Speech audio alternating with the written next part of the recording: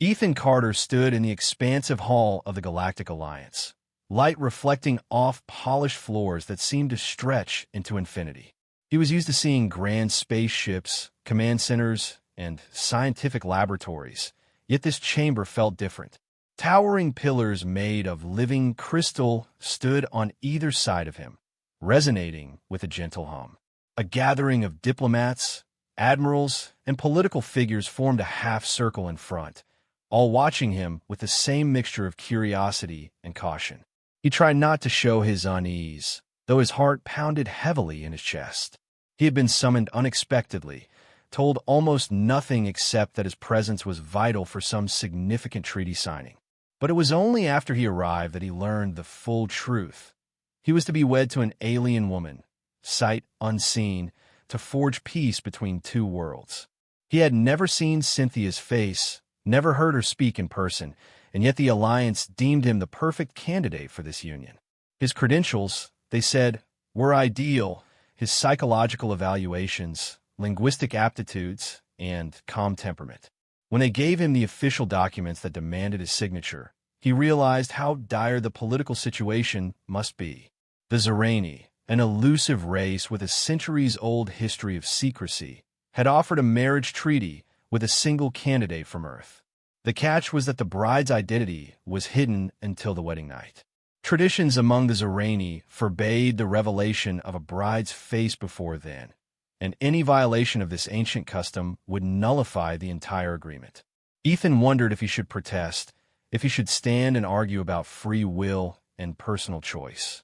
He glanced around the room, saw the tension in the eyes of the human negotiators, and realized that refusing might threaten not just his career, but an entire interplanetary alliance. He signed. His name, a swirl of black ink against shimmering cosmic parchment, bound him to a woman named Cynthia, someone from a race known to be distant and private. Immediately after, an ambassador from Zerani approached with a small metallic pendant. It gleamed with a faint bluish glow. The ambassador bowed gracefully, extending the pendant to Ethan. "This is your bond token. Cynthia possesses the other half. As long as you wear this, a part of her will know where you are, and she will sense you across any distance." Ethan's hand shook when he took the pendant. He was unsure if the tremor was from excitement or dread. That night, he lay in his temporary quarters, gazing at the shining surface of the pendant. It hummed gently, as though alive with energy. He told himself this was just a formality, a gesture of goodwill. The Zerani believed in spiritual connectivity, in intangible links between minds. He was a man of science. He'd once piloted research vessels mapping asteroid fields. He believed in data, in measured facts. Yet now, pressing the cool metal against his palm, he had the strangest sensation, like a current of warmth just under his skin. He whispered her name, Cynthia, and felt foolish. He didn't even know if that was her real name. Could be a transliteration of Zerani script. All he knew was that by this time tomorrow, he'd be aboard a ship bound for Zerani Prime, never to see Earth in the same way again. Ethan awoke early and set off to the dock where a sleek star cruiser awaited him. The Alliance had arranged a private journey, commanding one of the largest diplomatic vessels to transport him in ceremonial style. Its silver hull gleamed under the white lights of the docking bay. Automated ramps extended as he approached, and he was greeted by a small honor guard of Zerani officers. They wore helmets shaped like elongated petals, their features obscured behind tinted visors. They bowed to him, gesturing for him to board. Ethan's reflection stared back at him on their armor plating. He looked uncertain, out of place, but there was no turning back. Once inside the vessel, he was escorted to spacious quarters with a panoramic window revealing rows of stars outside. It dawned on him that soon, Earth would be just another bright in that endless night sky. He placed his few belongings on a polished metal table: a photograph of his parents, a small Earth-made sketchbook, and the bond token. The trip to Zerani Prime would last several days, and a part of him dreaded what lay ahead. The ceremony, the unspoken expectations, the moment he would see his bride for the first time. The next morning, Ethan woke to find an unfamiliar device flashing in his quarters. Approaching, he pressed a small button, prompting an audio message. A gentle female voice flowed through the speakers. "Hello, Ethan Carter. My name is Cynthia. I hope I am not disturbing you. I just wish to say, I look forward to our meeting. I know this is strange, but I want you to know that I asked for you. Your name, your background, it resonates with me. I hope you will not think ill of me for this arrangement." Her accent was lilting, each word pronounced with care. Ethan felt his pulse race. That was the voice of his future wife, a woman he had never seen. She sounded both soft and assured, an echo of kindness behind her hesitant tone. Ethan spent the day reading technical files about Zerani customs, hoping to glean some understanding of the culture. They believed in veils, literal and metaphorical. Courtship was a spiritual journey, where couples were expected to forge bonds through words, thoughts, and empathy before ever revealing their faces. He discovered that a Zerani bride's veil was not just cloth, but sometimes a shimmering field of energy that cloaked her features. To remove it prematurely was considered sacrilege. This custom was older than most Earth civilizations. He read references to legends where unmasked brides brought curses upon entire families. It felt like stepping back into an ancient myth. Yet, the more he learned, the more intrigued he became. He replayed her audio message. Her voice calmed him. In a single line, she had alluded to free will, to choosing him deliberately. Could that be true? Who was she and why him? By midday, he typed a response and sent an encrypted voice note. "Cynthia, thank you for reaching out. I'm grateful for your message. I admit I'm nervous. I've never done anything like this. But if you chose me, maybe there's something I can offer you. I'd like to know you better, even before we meet." He ended the message, uncertain if it sounded too needy, but at least it was honest. Hours later, a second transmission arrived, this one textual. "You are kinder than I expected, Ethan. I feared someone forced to marry would resent me. Thank you for your willingness. May I tell you a bit about Zerani Prime?" She attached a short note describing her homeworld. Fields of glowing flowers called zaris that blossomed under twin moons, waterfalls that gleamed silver at dusk, and a soft breeze that carried crystalline seeds across the continents. Reading her descriptions, Ethan felt a warmth in his chest. Her words were so vivid, he almost smelled a delicate fragrance. He wrote back, describing Earth's own wonders, the roar of oceans under a single moon, the feeling of rain kissing your skin, the hum of a busy city after midnight. The exchange continued throughout the journey. Each new message from Cynthia felt more personal. Childhood memories, quiet reflections, and half-formed dreams of bridging worlds. On the fourth day, he asked her, "Why do your people keep faces hidden? I don't wish to offend, but it seems so limiting, especially for someone as expressive as you." Her reply came minutes later in a voice note. "Because we were taught to connect soul to soul first. Generations ago, my ancestors saw how beauty and appearance could become distractions or cause envy. So they decreed that all brides must remain concealed until true unity is formed. In time, these traditions became absolute law. But for me, I want more than following rules. Perhaps that is why I offer myself for this union. I wanted to see if someone from another world could know me without seeing me. I hoped that in bridging our peoples, I would also find my own freedom." That night, Ethan dreamed of half-lit corridors and a woman in a shimmering veil who beckoned him forward. He couldn't see her face, but her eyes shone like distant stars.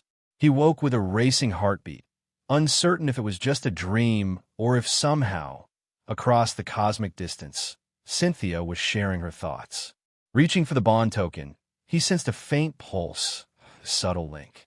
The spaceship's hum surrounded him, and he felt less alone. It was strange how quickly these feelings formed, how natural it seemed to imagine her presence near him. On the seventh day, Zerani Prime filled the window, a swirl of pale greens and silvers, with two radiant moons orbiting close by. The star cruiser slid into atmosphere, gliding over rolling hills and luminescent lakes. Ethan pressed his face to the glass, awestruck by the planet's ethereal beauty. Clusters of crystalline spires rose from the ground, each reflecting the sky in shards of color. The landing was smooth, and once the hatch opened, warm air caressed his skin. There was a delicate perfume to this world, like lavender and salt, just as Cynthia had described. A group of robed figures awaited him at the docking platform. Their faces were partially veiled, though not fully masked. One stepped forward, introducing himself as Ambassador Sereth. "You are welcome here, Ethan Carter. We have prepared quarters for you in the royal complex, where your wedding ceremony will take place in 2 days." Ethan bowed politely. He sensed no hostility, only a reserved courtesy. He was led through winding corridors of a grand palace built from shimmering stone. Soft ambient light came from living crystals that grew in alcoves, pulsating gently with each footstep.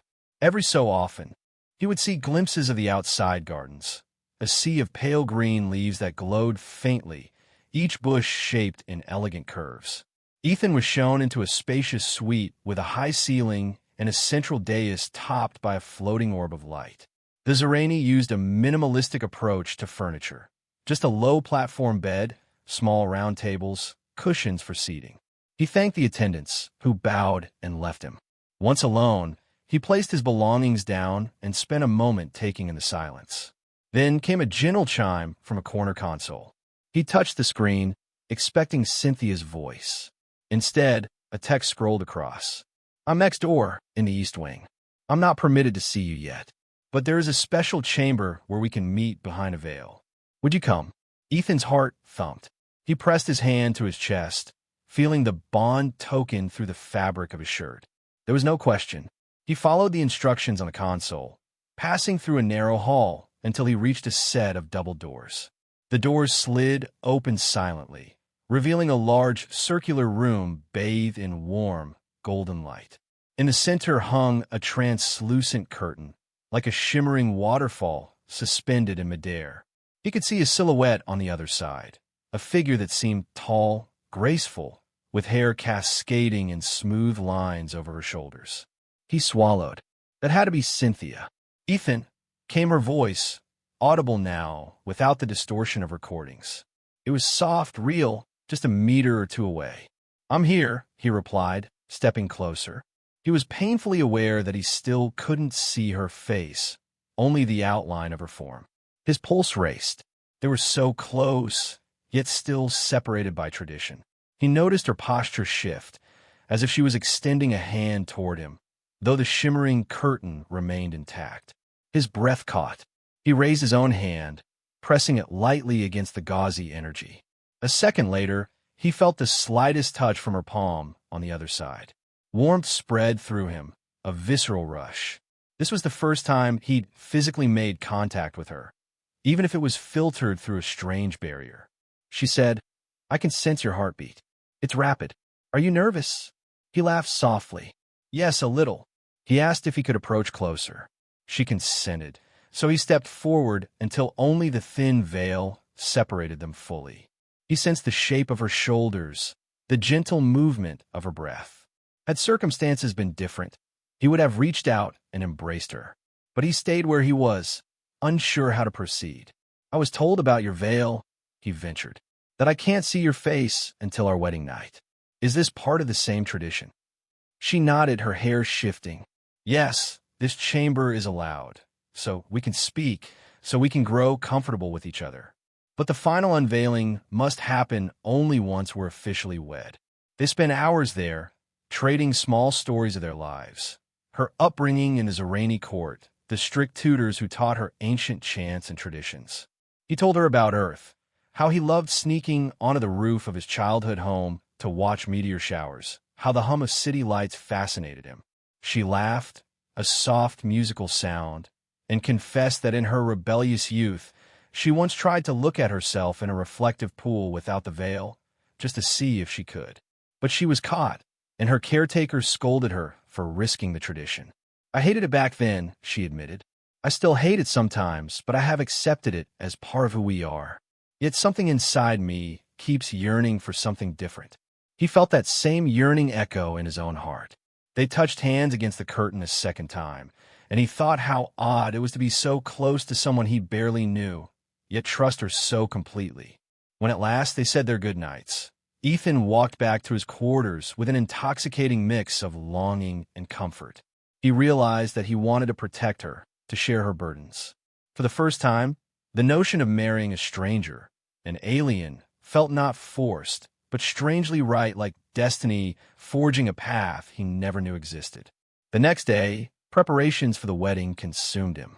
Attendants brought him ceremonial attire, a sleek robe of black interwoven with silver thread that formed cosmic patterns across the fabric.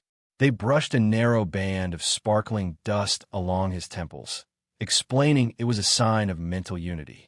Meanwhile, grand festivities stirred outside, as Zerani dignitaries and Earth representatives arrived. Most Zerani wore partial veils or headpieces, though not as concealing as a bride's. Ethan tried to keep track of time, but it slipped away.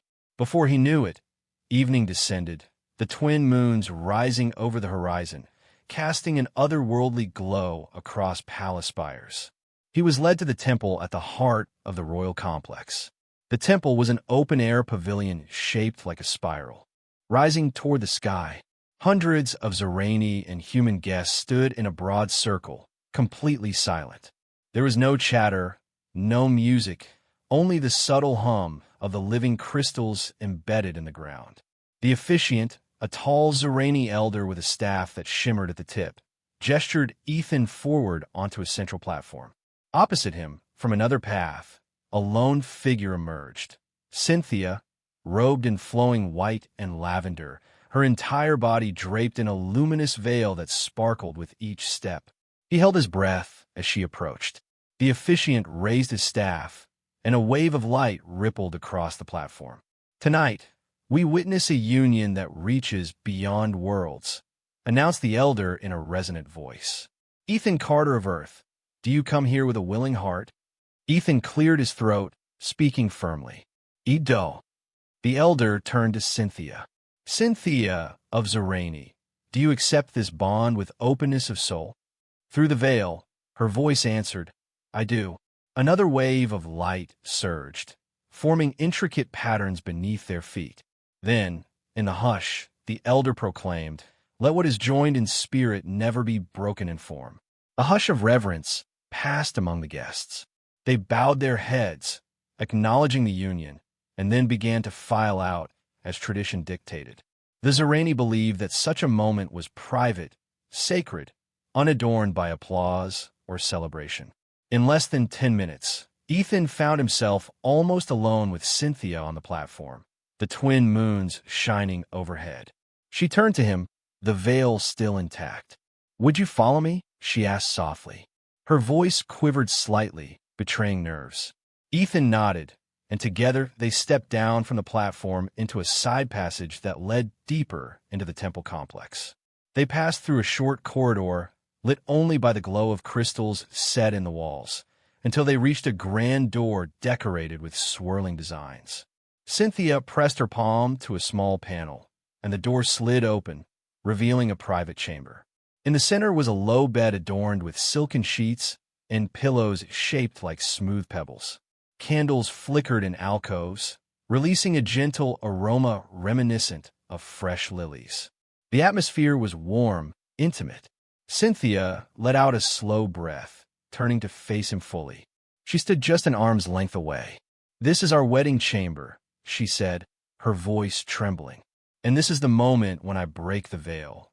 He took a single step closer. "I'm here," he whispered, as though speaking too loudly would scare her away. She raised a slender hand to the cloth at her shoulders. For a moment, she paused, clearly gathering her courage. "Promise me," she said, "that you won't see me as a curiosity or a novelty. Promise me you will remember the soul you have come to know, no matter what your eyes perceive." He felt emotion tightening his throat. "I promise," he said, meaning every word. Slowly, she lifted the veil over her head. It slipped away, sliding down her back like a sheet of moonlight, revealing her face. Ethan inhaled sharply. At first, he noticed the soft glow of her skin, an iridescence that seemed to shift with each breath. Her eyes were large and luminous, a blend of silver and pale violet, framed by lashes that caught the candlelight. Elegant markings trailed from her temples, curving down the sides of her cheeks like vines of faint starlight.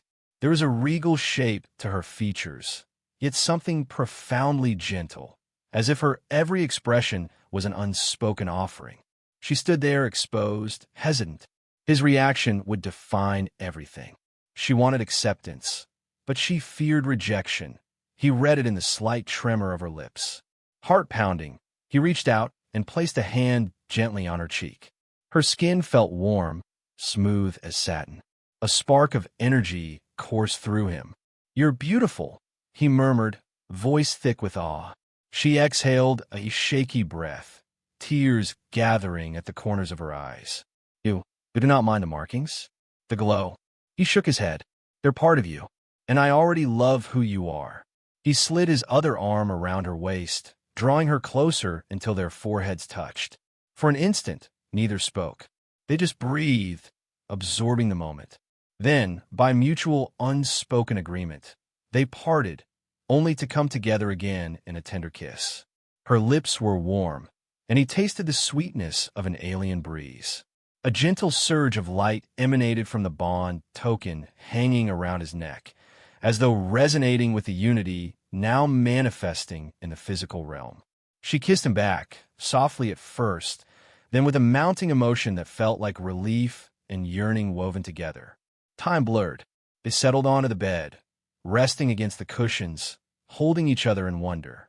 Her hair, a sleek silver cascade, fell across his arm, and every so often he caught glints of starlight in its strands. They spoke in low voices, exchanging confessions of hopes and fears. She admitted how frightened she'd been that he would turn away the moment he saw her. He told her how uncertain he'd felt about being chosen, fearing he couldn't live up to the role. The bond that had begun with cautious messages over the star cruiser blossomed, weaving a tapestry of trust between them. In that chamber, under the glow of flickering candles, they let themselves become truly vulnerable. She removed the rest of her ceremonial robes, revealing a slender frame etched with faint patterns that glowed in rhythmic pulses, matching her heartbeat. Ethan stripped away his own clothing, quietly marveling at how a species so different could still feel so intimately familiar in a moment like this. There was no barrier, no pretense, just two souls learning the geography of each other's bodies and hearts, breath by breath, touch by touch. For a few timeless hours, the political weight behind their marriage melted away, replaced by the raw truth of human and Zerani, yearning for connection. When they finally drifted into sleep, their limbs entangled, Ethan had never felt so safe. As he dozed off, the last thing he remembered was the sight of her luminous eyes gently closing and the soft hum of the crystals embedded in the walls, as if serenading them. In the early morning, he woke to a pale dawn light filtering through a domed skylight. Cynthia was nestled beside him, her cheek on his chest. She stirred, opening those silver-violet eyes to greet him with a serene smile. He brushed a strand of hair from her face, marveling that the woman he had once feared to meet was now his wife. "We're really here," he said softly, half disbelieving. She nodded, resting a hand over his heart. "It feels unreal, but I'm glad it is real." They dressed in soft garments provided for newlyweds, light fabrics that adapted to body heat. Together, they stepped out onto a balcony overlooking the palace gardens. The twin suns had risen, one a brilliant gold, the other a more subdued turquoise. The combination cast subtle, shifting hues across the landscape. Flowers pulsed with luminescence in the morning air, and translucent dragonfly-like creatures whirred above the ponds. The entire scene looked like a dream. That day, they began their new life. Royal attendants respectfully addressed Ethan as consort of Zerani, though he felt uncomfortable with any title that implied formality. He just wanted to be Ethan, the husband who cared for Cynthia in the simplest, most genuine way. But politics intruded in small ways. Ambassadors from both Earth and Zerani Prime asked for audiences, wanting to congratulate the new couple and ensure that this union would indeed strengthen diplomatic ties. Cynthia navigated these interactions with a quiet dignity, no longer veiled, though her gentle glow and markings still captivated everyone who saw her. The older Zerani seemed taken aback at her unveiled face, but they bowed respectfully, acknowledging that the official wedding rite had already occurred. Ethan watched her with pride. Despite centuries of tradition, she held her head high, eyes forward, as though determined to chart a new course for her people. They were invited to a small garden reception, where Earth representatives and Zerani elders shared a modest meal under the shade of flowering trees. Polite conversation hovered around them, some curious murmurs, some questions about Earth's culture. Cynthia answered thoughtfully, explaining differences in daily life, never once hesitating to mention how she and Ethan intended to bridge those gaps with understanding. His chest swelled. He realized that the woman he had married was not only brave, but also wise in ways he could only aspire to be. Days turned into a tranquil routine. In the morning, they would take tea-like beverages infused with Zerani herbs, sitting on the balcony to watch the sunrise. In the evenings, they explored the palace's labyrinthine corridors or strolled through glowing gardens. Sometimes, Cynthia took him to her favorite spots, a reflecting pool carved out of transparent crystal, where the water's surface reflected the sky like a shimmering portal. They would sit at the edge, shoulders touching, watching fish that emitted patterns of colored light. At times, they simply relished the quiet, leaning into each other with no need for words.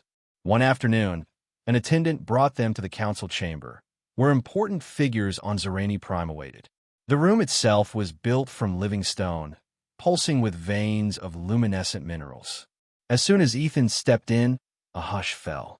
The council members regarded him with unreadable expressions, a mixture of skepticism and guarded approval. The highest elder, wearing a cloak of woven crystals, spoke in a measured tone. "We had concerns, Earthman, that our bride would be taken lightly. But you have shown sincerity. You have proven you did not come to exploit us. For that, we are grateful." Ethan bowed in gratitude, feeling the tension ease. It was a small victory, one that signaled a turning tide in how they viewed him. The elder continued, "Your presence among us shall remain, not as an outsider, but as a bridge." Cynthia squeezed Ethan's hand under the table. Her eyes shone with relief. After the session, she pulled him aside into a side corridor lined with tinted glass windows. Starlight filtered in even though it was daytime, perhaps a reflection from one of the planet's moons. She looked at him with a mix of excitement and hesitation.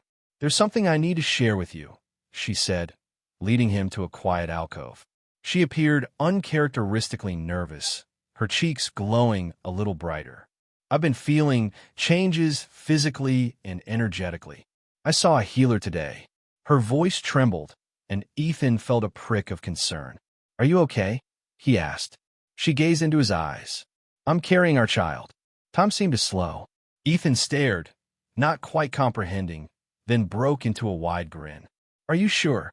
She nodded, tears forming at the corners of her eyes. He laughed in a burst of emotion, lifting her off her feet. "That's incredible." She laughed through tears, pressing her forehead against his. "I worried you'd be scared, or maybe you'd not want this so soon." He shook his head vigorously. "I'm scared in the best way possible, but I want this more than anything." Their quiet corridor felt like the center of the universe for a moment, their hearts beating in harmony. The child they would bring into existence will be the first direct bond of two worlds. If their marriage was a political symbol, this child would be living proof that the two races could merge, not just in treaties, but in life itself.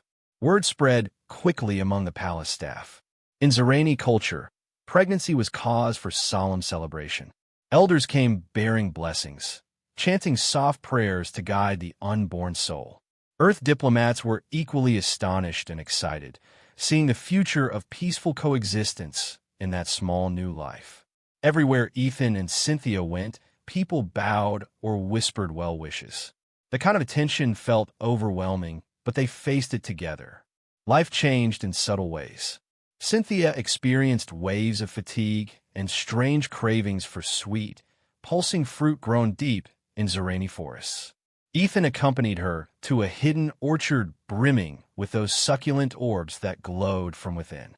She bit into one, juice trickling down her chin in luminous drops, and sighed with contentment. He laughed, snapping a mental picture of that moment, storing it like a precious memory. Although they had known each other for only a short time, he felt closer to her than to anyone else in his entire life. There was an intimacy that grew from the seeds of their unusual bond. One evening, near the start of her second trimester, they returned to the chamber where they first met behind the translucent curtain.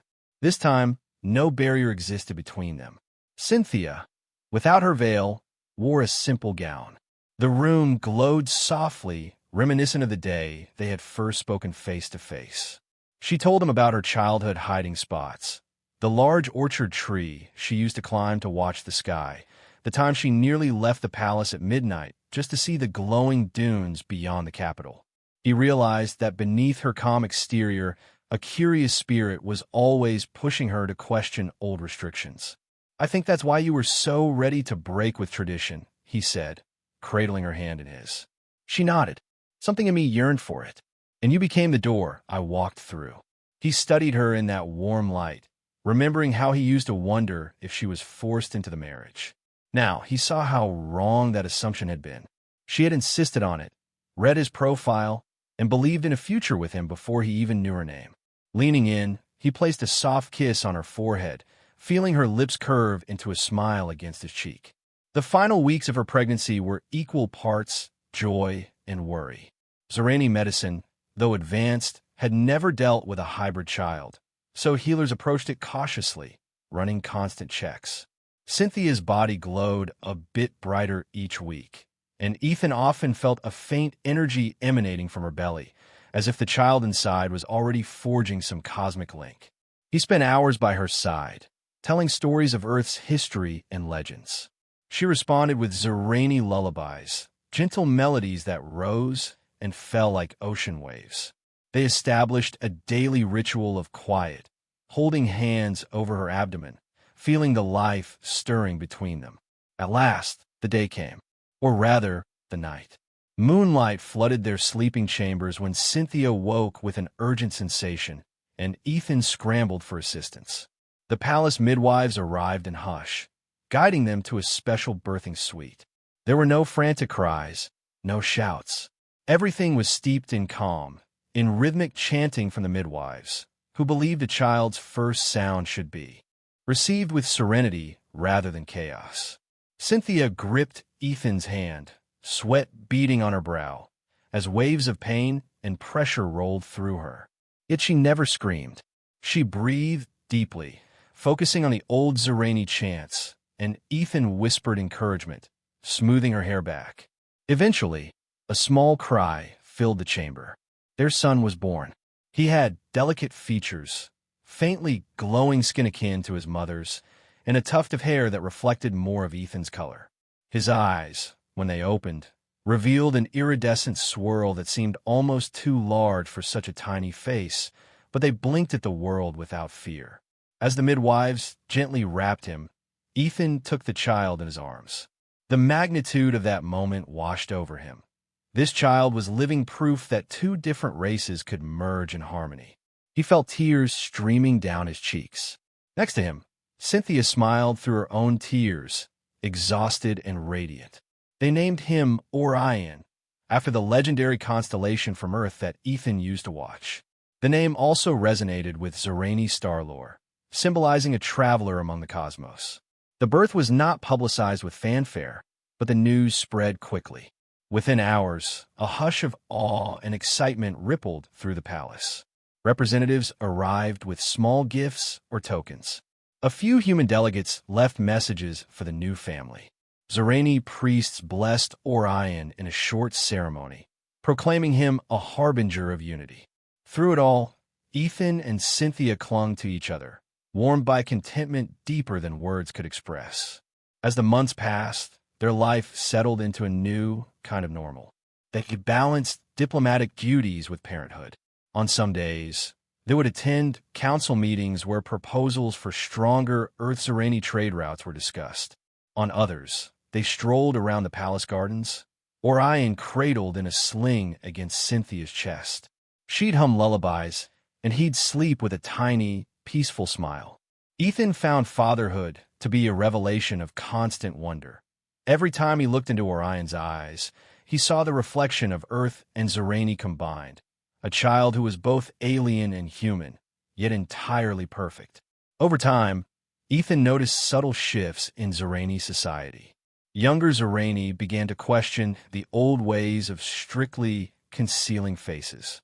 Some started to adopt partial veils, or less opaque materials, encouraged by the example set by Cynthia's open expression. Diplomatic exchanges between Earth and Zerani Prime grew more frequent and amicable. It was as if the entire galaxy had gleaned a lesson, that trusting in the unknown could lead to profound and beautiful changes. On Orion's first birthday, a small celebration took place in the reflecting pool garden. Soft lanterns hovered overhead, and both humans and Zerani mingled quietly, sharing pastries made from off-world grains. Cynthia carried Orion around, introducing him to curious guests. He babbled in a mix of sounds, occasionally releasing a gleeful squeal that made everyone laugh.